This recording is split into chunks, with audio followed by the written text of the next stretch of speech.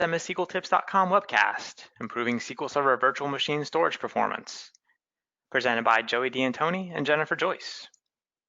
In today's webcast, Joey and Jennifer will be talking about how SQL Server and Windows interact with virtualized storage, how to identify issues on your storage, Windows, VMware, and SQL Server applications, features in SQL Server to optimize your I/O. And Jennifer will be digging into some additional real-world examples on how to improve your SQL Server performance beyond what's available natively. To take a step back, this is Jeremy Cadlick from MS-SQLtips, and I'd like to take this opportunity to thank everyone for the community for joining today's event and for your support over the last 13 years. Now on to our sponsor. Today's session is sponsored by Condusiv Technologies.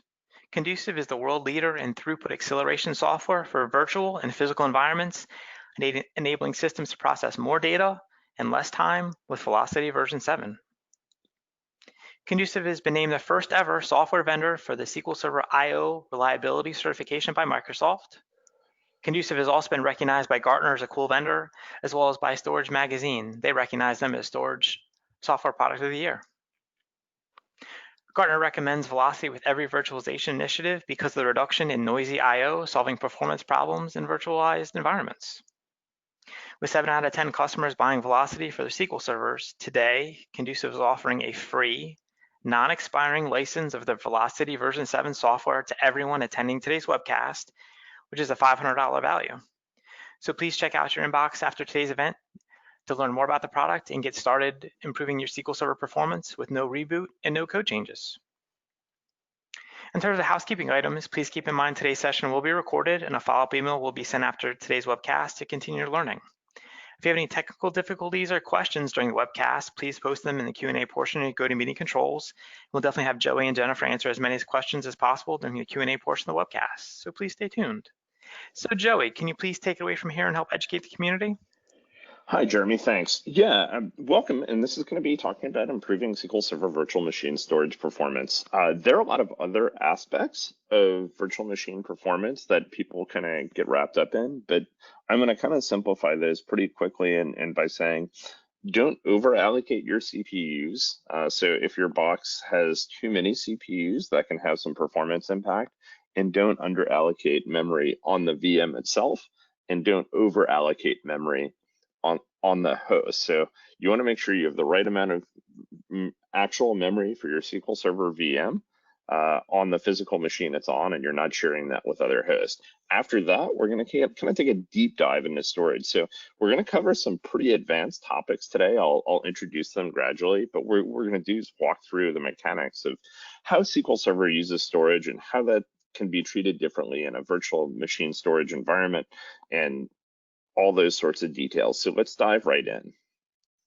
I'm a Microsoft Data Platform MVP. I'm Principal Consultant at Denny Cherry & Associates. If you don't get any questions you have answered on the webinar, you can hit me up at Twitter at jdanton. I'll be happy to answer any questions there, or you can find my blog at joeydantoni.com and also hit me up there.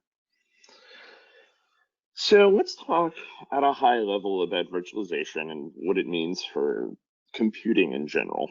In a virtual environment, and this is whether you're in VMware running on AWS or Azure or Hyper-V, for those of you that use Hyper-V, all physical devices become software abstractions. That means even your CPU, your network, your memory, your storage, all becomes a piece of software. This adds a small amount of overhead because that's code that has to process when you're performing a transaction. However, at the same time, you get a great deal of benefit and flexibility out of having everything being an abstraction. You don't care about what piece of hardware you're running on. You get that built-in like high availability in almost every type of virtual environment where your virtual machine workload can move from physical host to physical host within the cluster. But understanding how all this works and then optimizing your configuration can help you reach peak performance in your virtual environments. And just to give you an idea, back in the early days of VMware, there was maybe like a 5 to 6% overhead for I/O utilization, and now it's much lower. It's typically in a well-optimized configuration. It's less than 1% overhead. So in many organizations, even for high performance workloads, they'll move to a virtualized solution just to give them the automation and flexibility that's required to manage their environments, especially in an enterprise type environment. So what we're going to talk about today specifically is how does SQL Server actually use storage? Because I think a lot of people don't necessarily understand the mechanics of what SQL Server exactly is doing. And to be honest, most database engines work in similar fashions because they're kind of working around similar architectures. But we'll talk specifically about how SQL Server works and how that happens. We'll talk about how virtualization can change the storage stack and how writing to a virtual device can be a little bit different than writing to Windows. We'll talk about a troubleshooting approach for identifying issues related to I/O on your VMs. I took a methodology that I got from the CAT team that kind of starts from SQL Server and works its way back all the way up to the storage array. And then finally, we'll talk about some SQL Server features like compression that you can use to improve your I/O performance and just reduce the number of I/Os that you're doing. Because remember, the fastest read from disk you can do is one you don't do at all. So if you don't have to do a read, that's all the better. So SQL Server and storage, this can be widely misunderstood. I've seen a lot of kind of, bad information about their bad understanding anyway.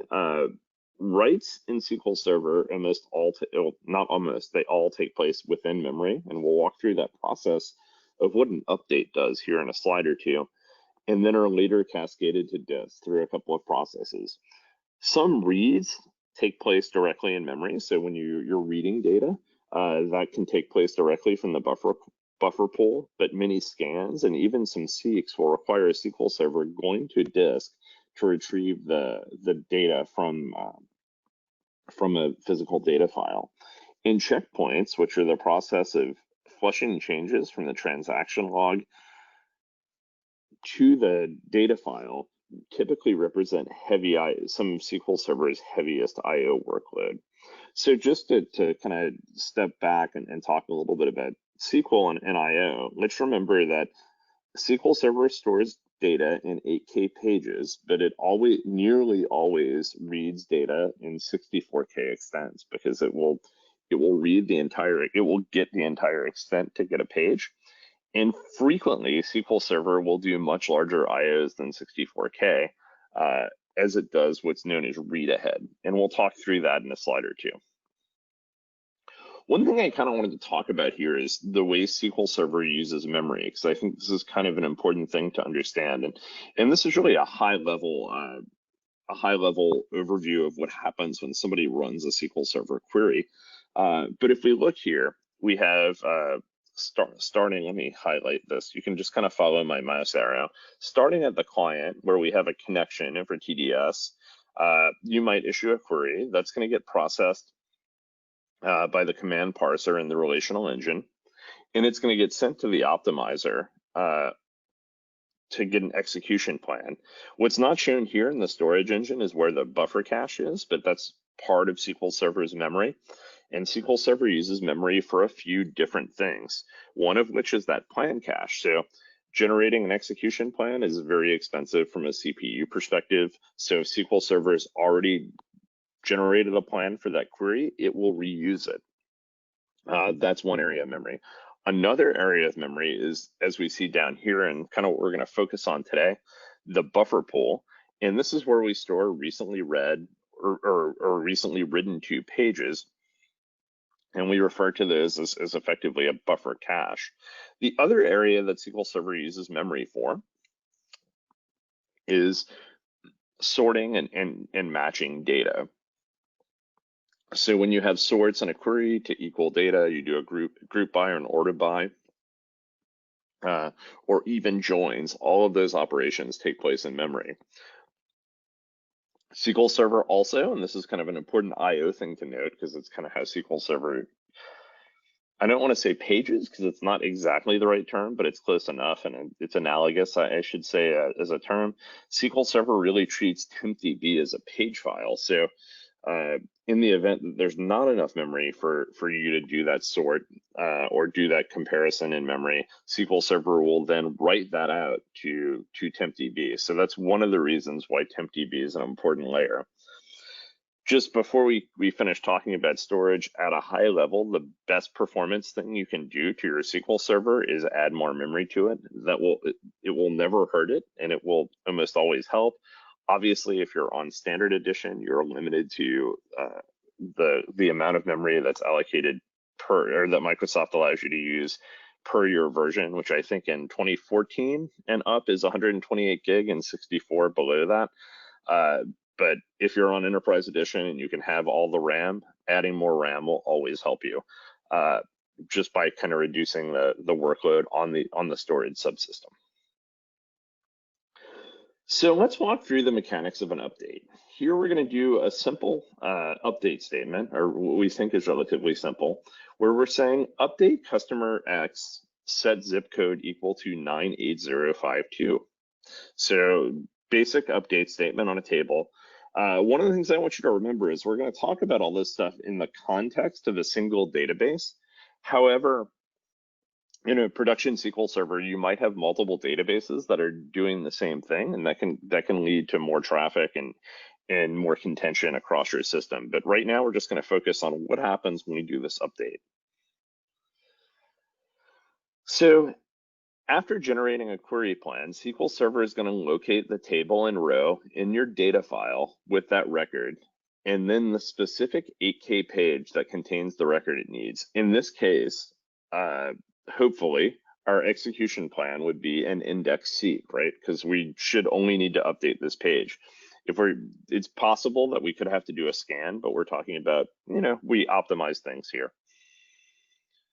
If that page is not in the buffer cache, what SQL Server is going to do is read that page and its extent, so all 64K, and read ahead a number of pages and load that into memory. Read ahead and how much it reads is going to be dependent on the amount of memory available and the edition of SQL Server you're using. Enterprise Edition has a higher read ahead than standard edition. And when I say what is read ahead, SQL Server makes the assumption that if you're doing something to a given page, that the next operations coming are probably going to be on subsequent pages. So it's going to load a number of pages after, like I say, this varies on version and how much memory you have available, into the buffer cache so that it has those pages available. So all we've done right now is SQL Server has located what page the data we needed was on, loaded that page and subsequent pages from the data file into the buffer cache. So once that page is in the buffer cache, SQL Server will then place, the write will take place in memory. So it's going to write to the page in memory. It will also write the change to the SQL Server log buffer, which is in memory. Because remember, in relational databases, we always have to write both to the data page itself and to the transaction log. And I'll kind of explain why in a second, but as you can imagine, that's for the basics of data recovery. So it also creates the next log sequence number. This is how SQL Server tracks transactions, is through the use of this log sequence number mechanism. And this ties into your transaction log file. It also marks the page in memory, so the actual data page that it wrote, not that transaction log buffer page, as a dirty page. What this means is that while that page is in memory, it needs to be flushed down to disk because it's dirty and does not match what's in the actual data file itself. SQL Server will then write the page from the log buffer to disk on the transaction log. And then finally, mark that transaction as complete. The importance of writing that page to the log to make this complete is because if I'm going to use the simplest approach, if as soon as we were finished doing that, or in the middle of it, if somebody pulled the plug on the server and you only had one plug and you were bad, you would still want to be able to recover from the tail of the transaction log. So That's why it's so important that that write takes place to the transaction log before the transaction is completed. So how does SQL Server write to the data file?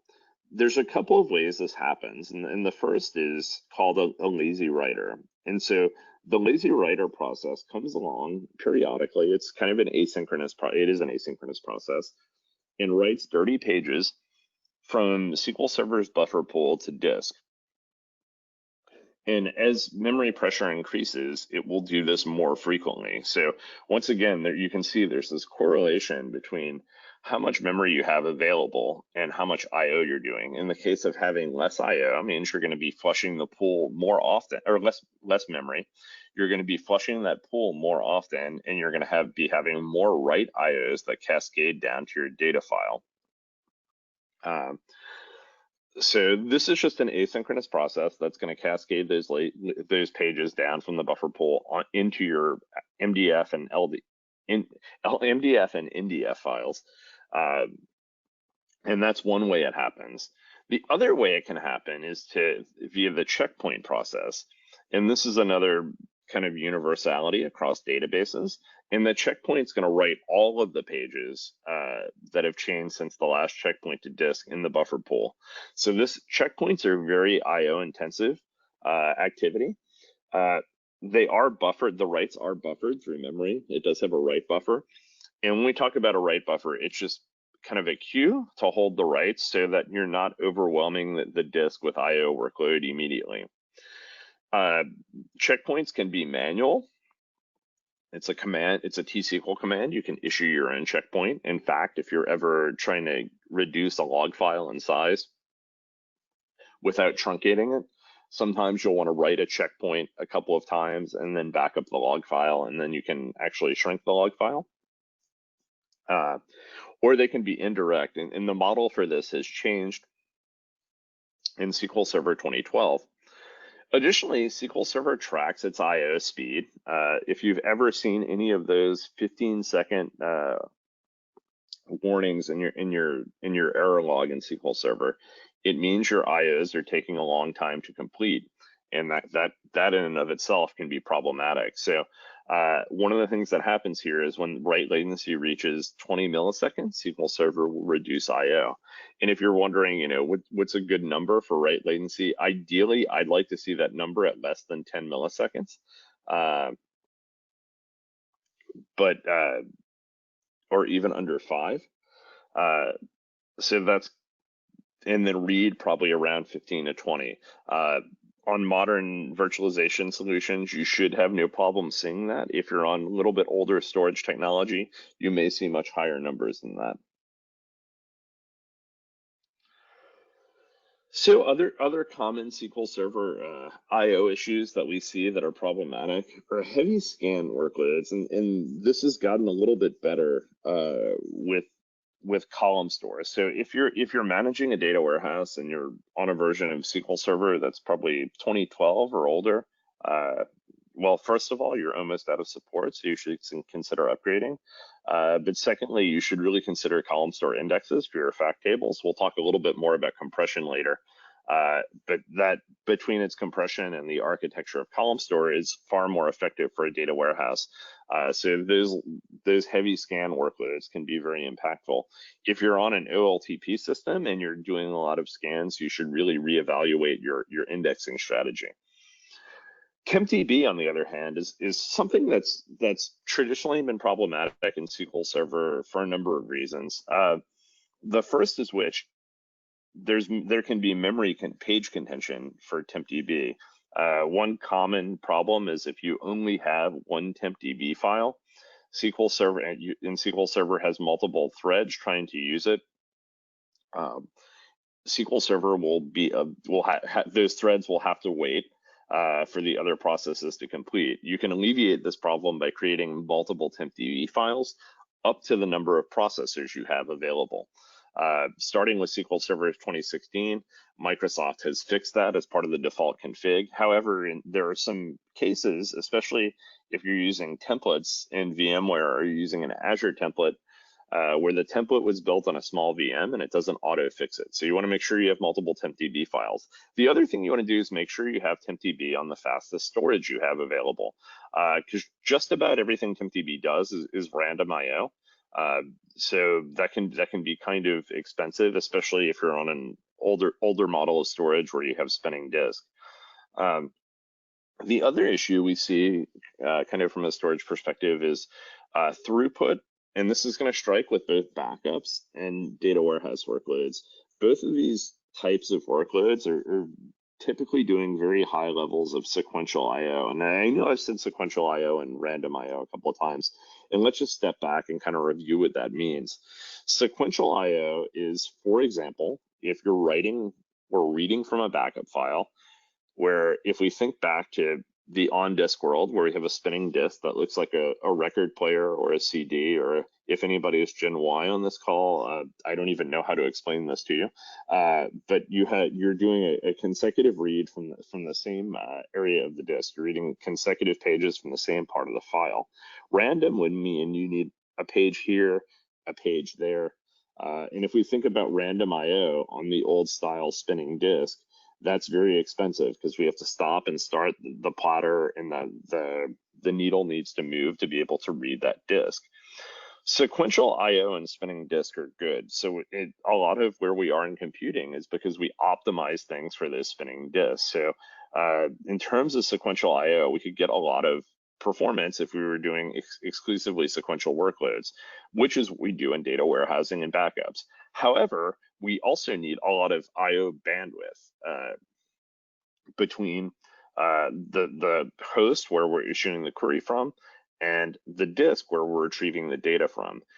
Generally speaking, in most modern virtualization infrastructures, this isn't a problem because there's a strong, like a 40 gigabyte backplane, but it is something to be aware of, and a question to ask to your VMware or your virtualization team is, what is our bandwidth to the backup storage? Because a lot of times, especially for backups, let's say for data warehouse, you're going to a file share. So instead of going over maybe a storage network path, which might be fiber channel or iSCSI or fiber channel over iSCSI, you're going over a direct network path where you might not have that same level of bandwidth, and that can impact your what seems like your storage performance, but it's actually a network problem.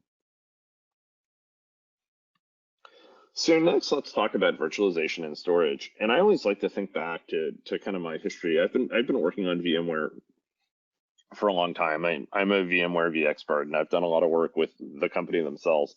And I always think back to, I was in Oracle, and I know that's kind of a dirty word in this audience. I was at an Oracle conference in like 2003, and VMware was there, and they're saying, within 5 years, 80% of database workloads are going to be virtualized. And we kind of laughed at them because of the performance overhead at the time of virtualization. And now I'd say it's probably 95% of the workloads I encounter on SQL Server or virtual. The customer I happen to be working with now actually has physical machines, but they're moving to a virtualized environment in a public cloud. It's very rare, and I really only see physical SQL servers on some very high-end workloads. So it's very important to kind of understand how this works in a virtualized world. The key thing to remember is that when you're analyzing it, it's just a SQL server and things aren't that much different, but there are a few things you really need to consider. First of all, SQL Server has no consideration of the type of storage it's using, whether that be virtual, hard disk, or solid state disk. There's no impact in the type of storage you have into your query plans. So SQL SQL knows how fast or how slow the storage is just from internal metrics it collects, it's not using this to create different optimization. So it's not going to favor scanning on a spinning disk versus a solid state. So you're not going to get optimal plans for slow storage. Virtualizations doesn't change any of this. So SQL Server once again knows it's running on a hypervisor, but that doesn't change anything in the code path. Microsoft has actually added that code so that you can pull back if you're running on VMware or Hyper-V or Azure.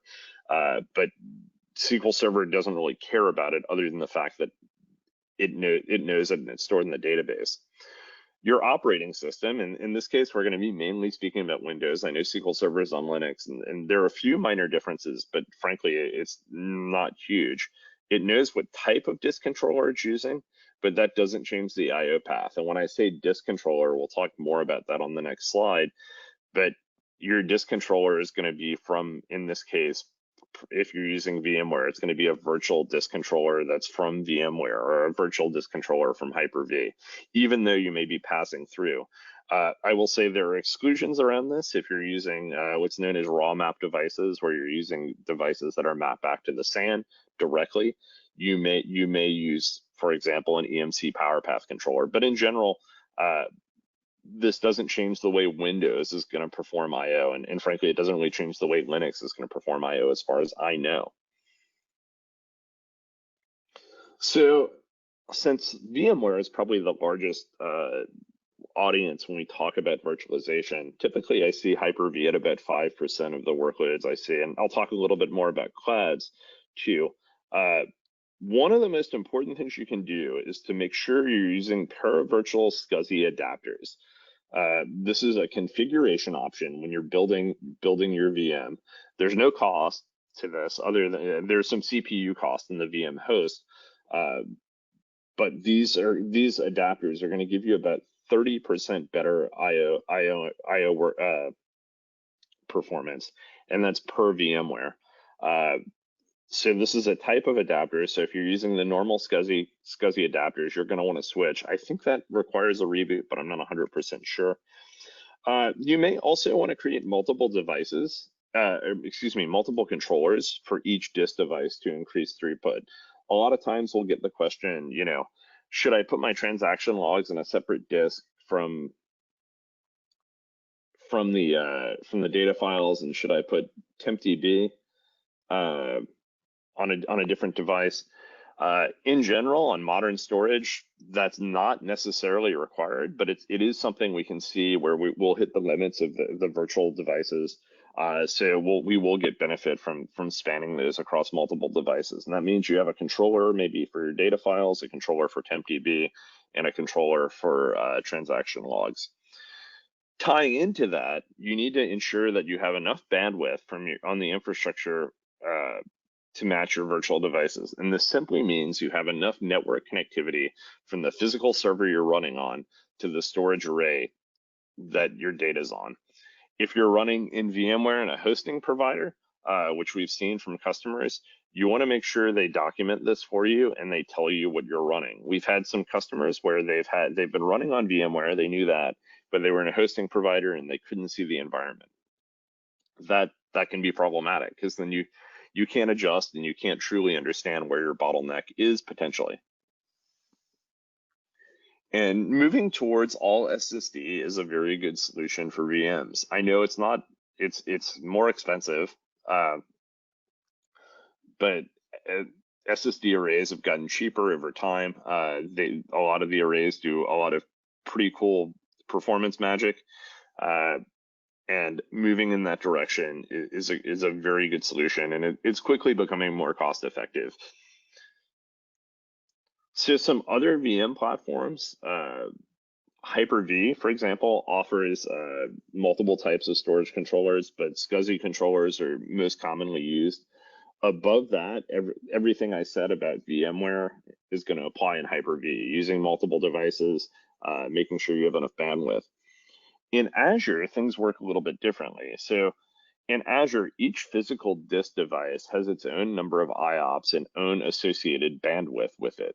So in order to reach the levels of I/O you need, you may have to pool multiple disk devices. So this also means you may have to overallocate storage. I'm going to give you one example using a disk I know off the top of my head. It's called the P30. It has 5,000 IOPS, and I don't remember its bandwidth number, but it's also a 1 terabyte disk. If I wanted to allocate 20,000 IOPS, I would have to allocate 4 of those disks, and in Windows, I would use storage spaces to pool them. That's going to give me 20,000 IOPS and 4 terabytes. I might have to do that even if I only have 800 gig of data, because that's the storage I need. There's a newer offering in Azure called UltraDisk that has a lower latency path and is also based on faster NVMe storage technology that lets me bypass that. I can just create a disk with the IOPS I need at the size I need. If you can use UltraDisk, great, but more than likely you're going to be using premium storage. One other thing I'll mention about Azure is you don't want to use standard storage for anything other than backups. Standard storage for your SQL servers is going to be a bad experience, even in dev. Each of those disks only do about 500 IOPS, and that's not a guaranteed metric. The other thing to note if you're running in Azure is that most workloads will benefit from using read caching. And what read caching is kind of just an additional buffer that's stored on the local SSD that's on the host that your VM is on. So it's very low latency storage that allows data from Windows to read data or Linux to read data that's in a cache there. You don't have to do anything to configure this other than configuring your disk in the Azure platform, but it will improve your overall I/O throughput. And you should never use write caching in Azure, and I should probably caveat that by saying with SQL Server. It does have some benefits for some other types of workloads. I want to say OS drives benefit from it, but definitely not for SQL Server. And it's not that it's a data loss risk or anything, it just will not help your performance in that sense. So how do we identify SQL Server I/O issues? The first thing I want to say is don't go yell at the SAN admin immediately. You want to wait. You want to wait until the SAN admin until you have a bunch of data to give the SAN admin. So your first step is to look at the SQL Server error log in DMVs. If you're seeing those 15-second I/O completion messages in the SQL Server error log, you likely have an I/O problem, but you could just be overwhelming your storage array. So for example, if you're seeing that during your index rebuilds and you have other batch jobs that are going on during the same time as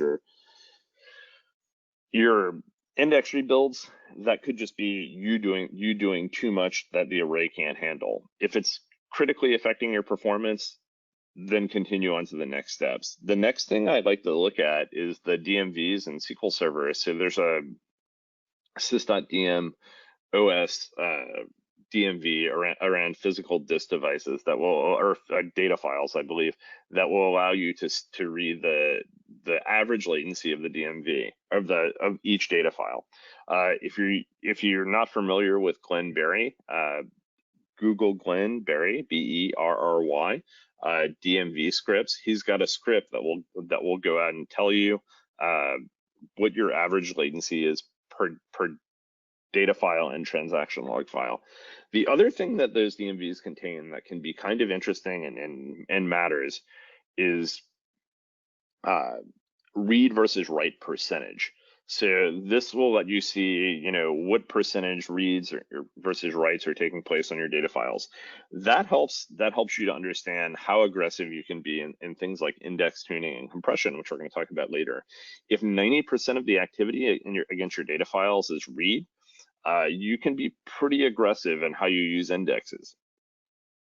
So the first step is always to look inside of SQL Server, see what you see there. The second step, in my opinion, is to go to Windows perfmon, and for the purposes of brevity, I listed these three metrics, which are disk second per read, disk seconds per write, and disk bytes per second. So that's how much throughput you're getting and how long it's taking to complete. And this is from Windows' perspective, not SQL servers. So you can potentially isolate this to the SQL Server process, but hopefully you don't have other things running on your SQL Server, so it should be really pretty limited. And this will kind of show you over time any variance you have and show you what the averages and metrics are. Perfmon's a really good step to take the next step, because what you want to see is where perfmon and SQL Server disagree. One of the problems with that DMV with physical file information is that you can't reset it. So it's only from the time SQL Server rebooted. So if your SQL Server has been up for a very long time, say a few months, and you have some very high I/O spikes, so your I/O is really performing terribly under load, but the average is still okay, that won't be captured in that data, and that's where perfmon can come in handy. And the third step is to go to your VM platform or look at SAN metrics, and this will highlight hopefully, if there's a bottleneck on the HBA or if you have a cache problem on your storage array. Just like databases, storage arrays work by caching data and cascading those writes down. So they can't write that fast. So you can cascade that, you can protect those writes, but just like any other cache, it can be overwhelmed and that can negatively impact your performance. So before I talk about improving SQL Server's I/O utilization for a few features, Jeremy is going to kick off a poll here. Joey, thank you so much. So just want to get an understanding of folks in the community. How frequently are your users complaining about SQL Server performance issues? Constantly? Weekly? Occasionally? They've stopped out of sheer frustration, or never? So if everyone could please take a minute to vote, we definitely would appreciate it. I definitely want to thank Joey for sharing all the great information he's been doing. He definitely has some additional information he's been sharing here with the community. If you do have questions for Joey, please feel free to post them in the GoToMeeting controls. We'll definitely try to have Joey answer as many questions as possible. So just one more time, just want to ask everyone from the community about the user experience. How frequently are users complaining about SQL Server performance issues? Constantly? Weekly? Occasionally? They've stopped out of sheer frustration, or never? So we'll go ahead and give everybody another second or two to vote, and then we'll go ahead and close the poll and then share the results here real quickly. It's 66%, it's occasionally, it's 17% weekly, at 8% constantly, at 2% they've stopped out of sheer frustration, and 7% never, which I can't believe that, but wow, that's something. Yeah, for sure. Absolutely. Please continue, Joey. Cool. So some SQL Server I/O features, and there are a couple of these that I want to talk about. In general, many SQL servers I see are under-indexed, and I know this can be very challenging. This is one of the concepts as a consultant I fight all the time, is dealing with third-party applications where the application vendor says you can't touch our application, you can't create indexes, you can't change anything. That's a whole different presentation, and that's kind of in a way a political problem, because I feel like if the vendor's application is bad, I'm gonna create indexes for it to give my users a better experience. You just have to escalate that up through your management to make sure they're okay with you doing that. But in general, one of the things you should look at is missing indexes in SQL Server and their impact. SQL Server has DMVs for that. You can highlight it in the query store if you're using 2016 or higher. The other benefit, the other thing that I see that's a missing thing that will definitely help your I/O performance is compression. So SQL Server offers page and row compression and column store compression, which I'm not going to focus on a whole lot here, but row compression simply takes non-variable character types like car and car and reduces them to variable character types. So row compression is very low impact, but it also doesn't save you a lot of space. Page compression is kind of actual compression. It compresses each page individually. It does some level of deduplication. It does dictionary compression. It's something that is definitely a little bit of a CPU trade-off, but there's a whole lot of benefits. We talked about memory earlier. Compression still relies on SQL Server to use 8K pages, but now that your 8K pages have more data in them, you can get more rows in the same amount of memory because you have more rows on each single page. It will benefit most workloads. And so this is a feature that was introduced in 2008 when CPUs were far less powerful than they are now. It hasn't changed significantly since then. There have been a few minor enhancements, but you're trading off trivial amounts of CPUs in exchange for typically a 30% I/O reduction. And sometimes the I/O reduction is so much that you'll actually get CPU benefit from using compression. There's a very small penalty for single page inserts like that update we've talked about earlier. The larger penalty is on bulk inserts. So if you're doing a million row insert, that you may see a higher percentage degradation. But if you're doing that, you really want to consider using column store for those type of workloads because that has an optimized code path for bulk inserts. The biggest limitation I've seen in the past with compression use was that it was an enterprise edition only feature, but starting with SQL Server 2016 Service Pack 1, Microsoft has made it available in all editions, and it's a good benefit. Also, if you're using any of the Azure platform services, it's something I highly recommend using because it's there as well. So things to remember, SQL Server, and frankly, all relational databases, whether you're using MySQL, Postgres, or Oracle, are all high IO utilization systems. They're going to do a lot of workload against the storage array. Understanding their patterns are very important, and it's even more important in a virtual environment where you might be a little bit more constrained. In order to monitor your IO performance, you really need to monitor it first at the relational database management layer, SQL Server, then at the operating system, be it Windows or Linux. And then finally, you might even want to go all the way down to the storage array. And then finally, use compression and indexes to reduce the amount of IO that SQL Server is actually performing. This will help everything, memory, IO, and just overall workload. So next, I'm going to hand off to Jennifer, who's going to talk a little bit about Condusiv's solutions in this space to help you. Great, thank you, Joey. Really appreciate that. And I'll go ahead and get my screen shared here. All right, so a lot of great information there, and we're going to go ahead and roll through here with some information from Condusiv on how you can boost further your SQL performance. Just a quick introduction for myself. I'm the Regional Vice President for the West for Condusiv Technologies, and I've been here for a bit over a decade now, so I'm really looking forward to covering some of this information with you. We'll just go ahead and jump right in. So real quick, I'm just going to start with who is Condusiv Technologies. And that's really, I think, the main thing to cover here really briefly. We are a 38-year-old software company. And I have really tried to find a calculator to convert dog years into software years. So I'm not quite sure what that works out to, but we've been around for a long time. And we are the 12th oldest software company still in existence in the world. Now, I'm going to call out a couple of what I like to refer to as our scout badges here around the corner. One of them is our Microsoft Gold Partner status. We have actually been a Microsoft Gold Partner since the program began. And then the other one, Jeremy actually highlighted right at the beginning, is our Microsoft SQL Server IO Reliability Certification badge. And that's an extremely elite certification. It's normally reserved just for the big hardware players, the IBMs and HPs of the world, and we are the only software vendor to have achieved this. So it's quite a feather in our cap. Now, you know, I think that we just saw in the poll that we just did that a lot of folks kind of raised their hand on SQL having probably the performance issue award, I guess you could say.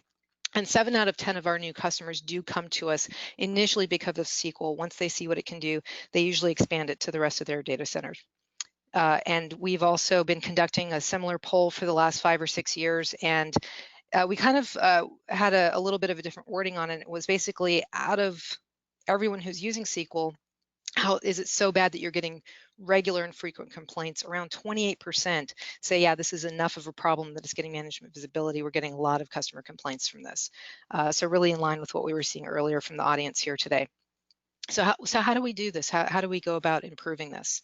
Well, one of the things that I'm looking at right here is some testing we just did with Iometer.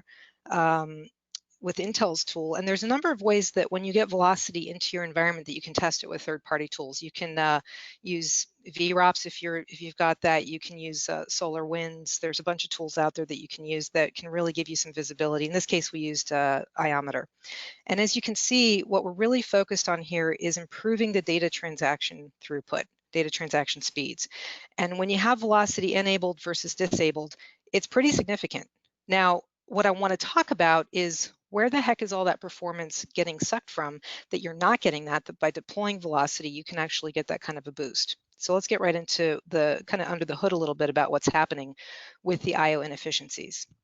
Okay, now I realize that what we're looking at right now is rudimentary extraction of a virtualized environment, but I think we can just kind of take the high level takeaway from this is that, as great as virtualization has been for server efficiency, I would say that one of the biggest downsides to virtualization is that it really does add a lot of complexity to the data path. So this is what the IO stream ends up looking like. Let me explain this just a little bit. Now, there are two severe IO inefficiencies that are the root cause of this. Now, the first one is a native Windows behavior. Windows natively creates IO characteristics that are just a lot smaller, they're more fractured, they're more random than they need to be. I kind of refer to this as the perfect trifecta for bad storage performance. It's kind of like this death by a thousand cuts scenario. You can solve it by throwing a ton more hardware at it, and even that doesn't always solve it, and that gets expensive. It can be very, very disruptive, and it also can be required prematurely. The other thing that I really like to focus on too is kind of maybe when we buy 10 pounds of hardware when we may have only needed 8. Someone may be sitting there going, I've got 100,000 IOPS, and we're talking about reducing IO. Why would that even be necessary? In fact, just recently did a proof of concept with someone who called in with a 600,000 IOPS rated SAN. It was all flash pure storage. And they were still missing their SLAs, and they said, we're only using 3% of our IO. How can reducing IO help us? Well, the answer isn't just reducing IO. Good analogy, I'm 5'3". Let's say I walk into a room and it's really crowded, and my job is to get from one side of the room to the other and not touch anybody while I'm doing it, and it's at my maximum occupancy. Well, let's just say that room actually had 20-foot ceilings. Okay, so there's 15 feet of airspace above me, but my vertical jump isn't all that great, so I'm going to have to settle with the 5 feet of space that I'm in. So all of that capacity above me is useless. What I'm going to have to do is optimize the space around me down here that's actually being used to get that throughput up and accelerated. And that's what we're focused on. We're not focused on all of the overhead and headroom that we have. Excuse me, overhead, bad word, but the headroom that we have. We're focused on the actual percentage of space that we're using. So when we do that with velocity and focus on the data that's happening right now, that's how we accelerate you by 30 to 40%. Now, the second major IO inefficiency that I'm going to touch on is what we refer to as the IO blender effect. And this is downstream. This is from that, added complexity to the data path. Now, what this basically translates to, this IO blender effect, and actually you've probably heard that phrase. We coined it a few years ago when working with Gartner, but we could also just call that IO contention. Basically, whatever's happening on server 1 is also going to be affecting what's happening on server 37 and so on. So another example of this was really classic. We just wrapped up a POC a couple of months ago with a client that had 6 hosts, and on those 6 hosts, they had 120 SQL VMs. Now, they deployed to just one VM that they were missing an SLA on, and they were having to pay a $10,000 penalty a month to the customer when they missed the SLA. So we told them that they probably weren't going to do it by just deploying to that one VM because of the IO blender effect, but we went ahead anyway. They did not make the SLA. So then they went round 2 and they deployed to their 10 busiest servers in an effort to mitigate the IO blender effect. They made the SLA for the first time in over a year, $120,000 later, by 3 minutes. Not very comfortable, but they made it. Then velocity got turned off. They missed the SLA by 5 minutes. They noticed, and then they went, okay, let's put it everywhere. They put it on 119 of the 120 servers, and they made the SLA by 17 minutes. That's the power of the IO blender effect, is optimizing all of the sources on that shared storage. And we also were able to verify with them that their change control process was extremely strict, and velocity was the only changes being made. And this is what it looks like. Go ahead and put velocity everywhere. Now, what you're doing is not only reducing IO, but this is very important. So yes, you have fewer IO, but you also now have larger IO that is also sequential. And kind of to Joey's point earlier, sequential IO is superior. And if you were to take any type of disk, whether it was spinning, all flash, hyper-converged in the cloud, and you threw sequential workloads versus random workloads at it, sequential is going to outperform every time. It's really, really important. So it's not just IO reduction. You have larger IO that's also now sequentialized. So let's take a look here at what velocity is, where it sits. So velocity is a 100% software solution. You can kind of see where the orange bar is. That's where velocity sits. It's nested and fenced right inside the Windows OS. It's actually kind of really locked in by the Windows OS. It's not trying to go out and talk to anything else in the environment. Now, it is simply 2 light filter drivers, and this is actually my favorite slide because it really highlights 2 really important things. One is compatibility. You know, Joey touched on this earlier too, but there isn't a flavor of Windows for Pure Storage or a flavor of Windows for Nutanix, a flavor of Windows for VMware. Everybody has to be compatible with that environment and kind of march to the tune of Windows, as do we. So since everyone's compatible and we are too, we are good to go. But the next, and I think the most important thing of this slide is really where we sit. Because we are sitting in the OS, right next to the application, right where the data is being organized by Windows as it's getting written, we are right at the source. So a lot of approaches of throwing more hardware and more hardware and more hardware at performance is really treating a symptom, and it's trying to handle a software problem with a hardware solution. What Velocity does is comes in and changes that. We go in and address it at the source and handle a software problem with a software solution. And this is how we alleviate 30 to 50% of all the I/O having to go down to storage to the SAN controller and sift through, you know, it's right now it's sifting through the small fractured random I/O, and we just are able to convert that from the source to larger, fewer sequential I/O, and that just rolls downstream through the entire stack. That optimization does. Okay, now this is the intro to the 2 main engines of how we do it. Let's get into the secret sauce. The first engine is our write optimization engine. That's what creates the larger, fewer sequential IOs. The second major engine is our DRAM read caching engine. We like to refer to that as our tier 0 cache strategy. And then the third area is going to be the reporting that we get. So we're going to break down into each of those ones in a little bit more detail. And guys, we do have a Q&A window. So if you guys are having questions about anything that Joe and I have talked about, go ahead and start dropping those in. Jeremy will proctor the Q&A portion of this, which we'll be getting to in just a minute. Also be talking about how to hand off the software to you so that you can get your free copy and that type of thing right towards the end. So we're getting right there. So let's talk about these 2 engines. The first engine that I'm going to talk about is IntelliWrite. Now, IntelliWrite, when I'm talking about writing the file, I want to be really specific. I'm talking about the Windows logical layer, right? I'm not talking about committing this right down to the, storage. You can think about it, SAN is block-based, Windows is file-based, different worlds. So we're specifically focusing on the logical disk layer within Windows NTFS. Now, there's a really important piece of information that Windows is missing. It is missing the size of the file, right? So when Windows goes to write a file logically, let's say the size of this file in our scenario 64K. Windows will go to write that file and it will look for the first available free space. And it basically looks for the lowest logical cluster number, or LCN, that's open. If that contiguous extent is 4K in size, it will use it. It will commit 4K of data. Now you got a 64K file.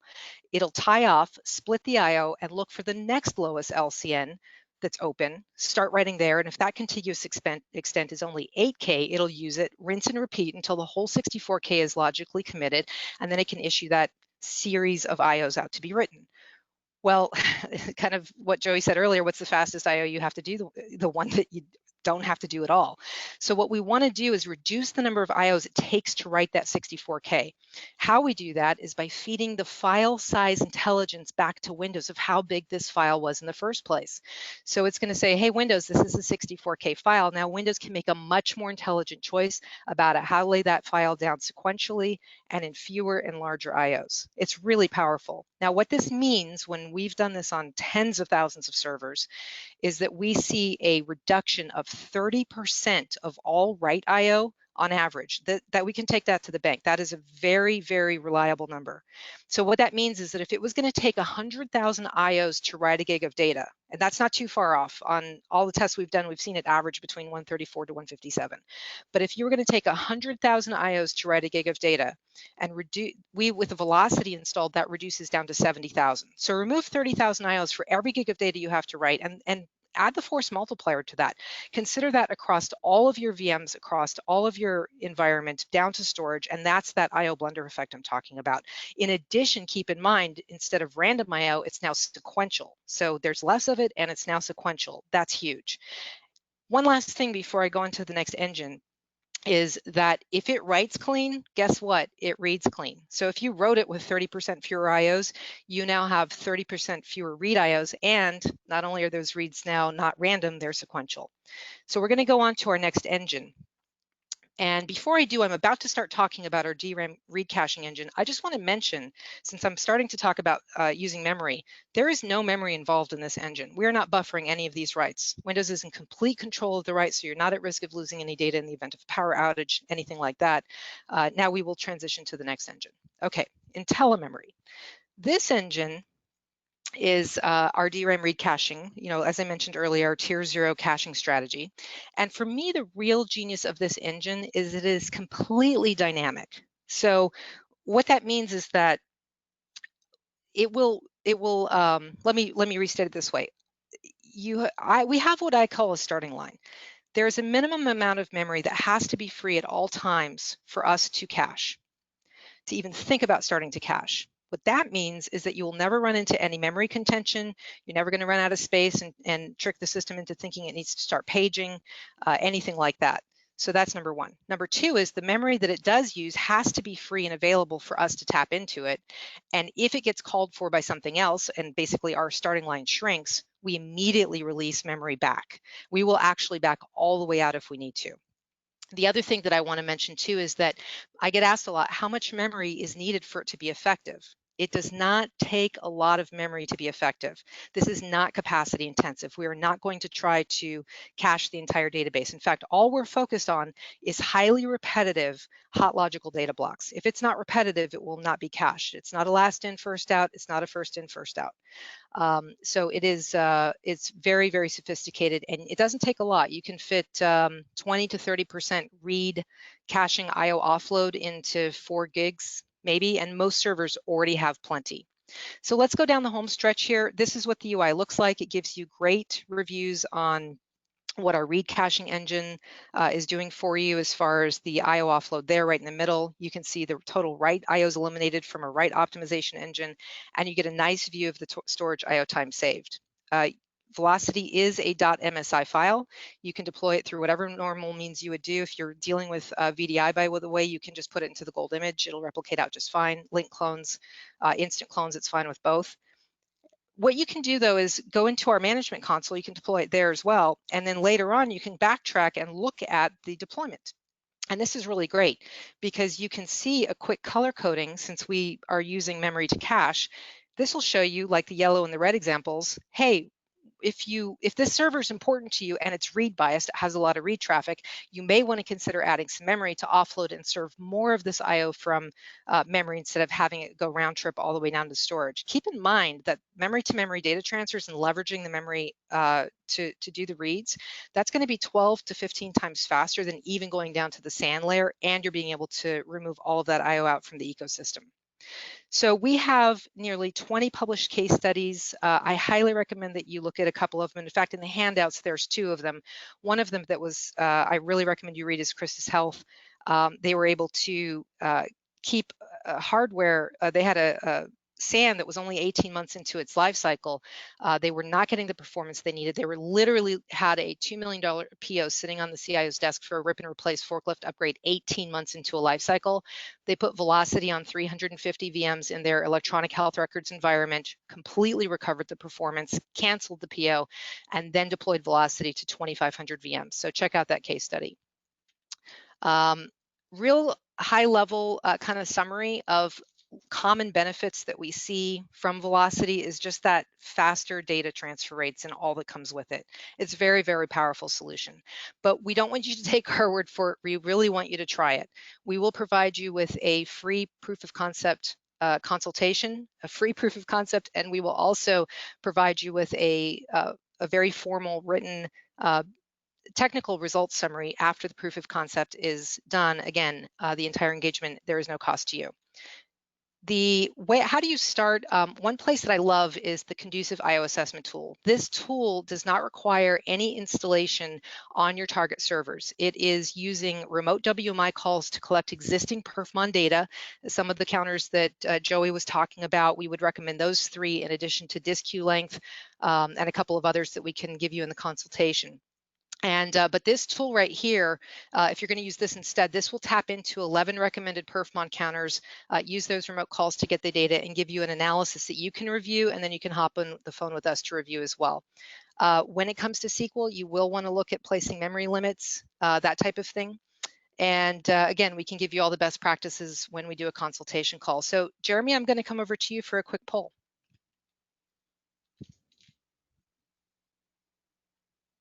Jennifer, thank you so much. So to everyone in the community, please select all the items you'd be interested in receiving from Condusiv. So they have a non-expiring Velocity software license, so they're again free to everyone in the community. There's also the Condusiv IO assessment tool that Jennifer was just discussing. There's also an opportunity to have a 30-day trial to test Velocity on all the VMs on a particular host. If you're not interested in software, to totally understand, but an option there as well. And if you'd like to schedule a free call with a Condusiv solutions engineer, they're available as well to help you with your performance issues. So if everyone could please take a minute to address the poll, we definitely would appreciate it. I know we're running a little bit low on time, but we do have some questions, so do want to try to pass those along and kind of get those addressed. If you do have questions, please feel free to post them in the GoToMeeting controls, and we'll definitely pass along the questions we can't get addressed today. So one of the questions for you, Jennifer, is related to TempDB. So does Velocity help applications that are very TempDB intensive? You know, so Velocity is going to focus on the optimization within the Windows operating system and anything that is going into that. So a lot of what we've seen with TempDB type stuff is yes. And so that's one of the things that when we have an evaluation with an engineer, we can look at with various tools that exact environment and then do a before and after. Okay, great. Next question for you, Jennifer, as well, is if there's a situation where you're migrating large amounts of data between two SQL servers using integration services, in order to get the benefit from the IO benefits you discussed with there again, moving the large data set with SSIS, would you have to have velocity on both environments to see the improvements? The receiving environment would be the one that you would want to make sure that you had that. Now, if there's going to be a couple of things. First of all, Velocity does not deal with any of the internals within SQL, so you're still going to use your normal reindexing tools and things like that. If you do have the database isolated, it's never had to auto-grow, the database itself is in a sequential state on the original database, you probably don't need to do any optimization there. If that database is actually the database itself as a file, because it's just a file is a file is a file, database is just a big file. If that file has a lot of write degradation already in it and is broken up into pieces, then you would do well to put Velocity on that server first, optimize that before you send the data over. And you definitely want to have it on the data that's being received. You probably want to have that SQL database sized so it doesn't have to auto-grow as the data is coming in. So that would be my recommendation. Okay, great. Next question is related to supporting local storage. So does Velocity support locally attached storage or direct attached storage, or is it purely network related storage? Yes, it does support local. Okay, and same thing with physical servers. So if you have a Yep. physical server at a hosting company. Yeah, you're good to go. Awesome, awesome. So is there a benefit there again from a replication perspective? So if you're replicating data between hosts, do you get a benefit do you get a performance benefit with using Velocity? So if you're replicating data between hosts, so basically what's happening, if you're in are you talking about maybe perhaps like a passive active type environment? Sure. So if you are replicating data between hosts in that regard, yeah, because basically you want to have velocity on both nodes. Well, in this case, it was between hosts, not VMs was the question. So I'm actually struggling a little to understand the question. So why don't we defer that one to have one of my engineers answer that? Okay, definitely not a problem. Joey had a question for you related to multiple files for a VM. Is there really a need? I know you mentioned this a little bit, but there's a kind of I think there's two outstanding questions related to this. Is there actually a need to have multiple files for your databases? I apologize. Multiple drives for your databases to support the different types of files in your environment with a virtual machine? So from a pure, I don't want to use the term pure, from a natural storage perspective, there's not, but you can reach limitations on the throughput of the individual disk controller devices, and that's where you get benefits by spreading those across across multiple disk devices. There's not a ton of reason to like physically do it, but within the virtual infrastructure, you can hit bottlenecks at a given controller for throughput. I don't have any metrics on that, but if you hit me up online, I can quantify it a little better. Okay, definitely not a problem. We're going to go ahead and wrap up here. So if folks do have any more questions, if you could please post them in the GoToMeeting controls. I know we just had one related to Linux, and hoping you could just address that really quickly. Jennifer, I think you mentioned it earlier that Velocity is focused just on the Windows platform. Yeah, so Velocity is focused just on the Windows platform. For any Linux workloads, if they happen to be mixed in with the Windows environment, just by getting rid of the IO blender effect from all of the Windows, you get a halo effect, kind of rising tide raises all ships, but there is not a direct install into Linux. Okay, definitely not a problem. Thank you. And just want to ask everyone at this point, if you could please finish up your responses to the poll. We definitely would appreciate it. We're going to go ahead and wrap up here in a minute. And I know we're over by a few minutes here, and do appreciate everyone sticking online for some extra time here. So if everyone could please vote, we definitely would appreciate it. And then we'll go ahead and wrap up. So I'll go ahead and close the poll. And at this point in time, I'd like to thank Jennifer for speaking today, as well as for Joey, to both you guys for sharing information on today's session. Definitely appreciate the technical details you guys provided. Want to thank Condusiv for sponsoring today's event and sharing your software with everybody in our community.